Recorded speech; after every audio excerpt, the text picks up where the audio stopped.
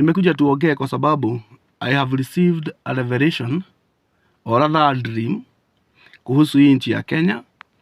Kwa wale ambao ni waombezi ama those intercessors who stand at the gap and pray for the nation, kuna kitu Mungu amenionyesha.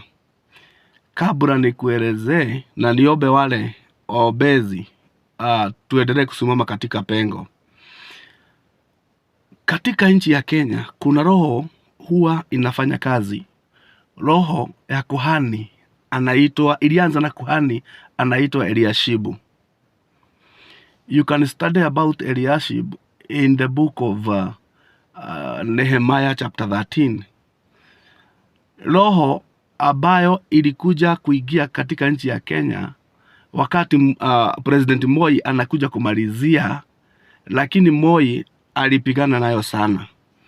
Tulipofika katika uongozi wa Kibaki, damu nyingi sana ilimwagika Kenya ili ile roho iweze kuingia katika uongozi, iweze kuingia katika iweze kuchukua mamlaka kwa kifupi. Na hiyo roho ndio imekuwa ikisumbua hii nchi ya Kenya. Nitakuja kuelezea kuihusu baadaye. Let me first explain about the revelation. Tumekuwa tukiomba na tukiombea hii nchi kwa sababu there is a lot of confusion. Na sasa hapa si siasa. Wale watu mnapenda siasa, wale mnapenda kuongea ukabila, na waomba tafadhali, it is not in this video. It is not in this video. Juu Kenya imekuwa kitu ingine. Everything that you say inaonekana ni kwa sababu uko kwa mrengo fulani. Sababu tumegawanyika. Right now tumegawanyika. Tuko na wale wa one term na wale wa two term. Lakini kando na siasa, ni vizuri nikuelezee, unielewe kama hunijui vizuri. Mimi ni mtumishi wa Mungu mwenye huwa anaombea nchi hii, mwenye huwa anasema vile Mungu anasema kuhusu mambo ya nchi na mambo ya kimaisha.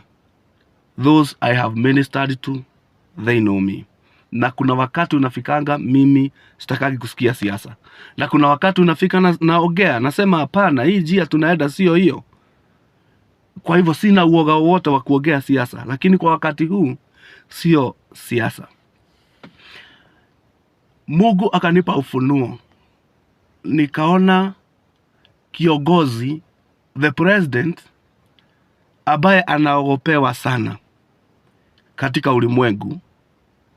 Nikamuona ameketi chini na kiongozi wa kidini, kiongozi mwenye pia huwa akiongea dunia mzima inatetemeka. Akiongea inakuwa ni kama sheria, kwa sababu ni mtu akona mamlaka ya juu sana, lakini ni kiongozi wa kidini.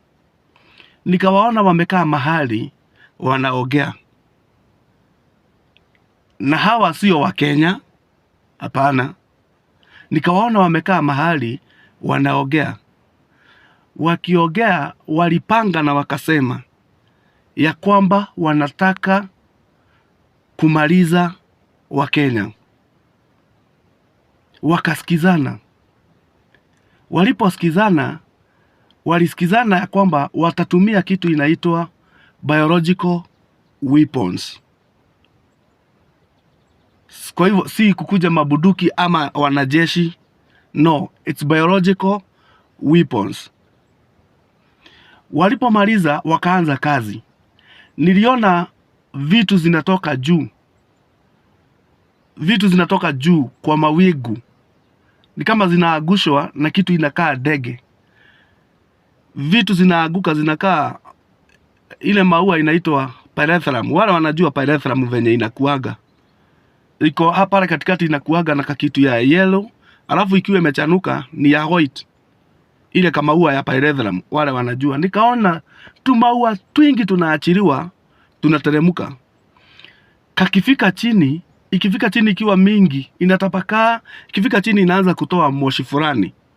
So, we are learning, praying, asking God to rescue our nation, na machozi tukiambia watu ingieni kwa nyumba na mjifungie. So nikiwa nakimbia nikaambiwa ya kwamba ile moshi ninaona inaua watu. Hiyo moshi ni poison. It's a gas na ni poison na ni ya kuua watu. And I was crying telling God, okoa nchi yetu ya Kenya. Hakukuwa na nafasi ya mtu yeyote yani kujiokoa, ni kukimbia from every corner. So tulikuwa tuna pasa sauti tukiambia watu waingie kwa nyumba, wasiangukiwe na zile maua. Lakini zile maua zikifika chini zilikuwa zinatoa gas ambayo ni poison, inaua watu. Wakati niliona hiyo ndoto niliomba sana. Ule ufunuo ulinisubua kweli, na mpaka leo unanisubua. And I asked God, what can be happening? Now, this is the warning that I want to give kwa wanasiasa wote, all the people in high ranks in our nation. Wakati unaongea, be very, very careful what you are saying, because the enemy out there are preparing themselves tuwapatie loophole waingie katika hii nchi yetu, watuharibie nchi. God bless you. Pray. Let us pray for our nation.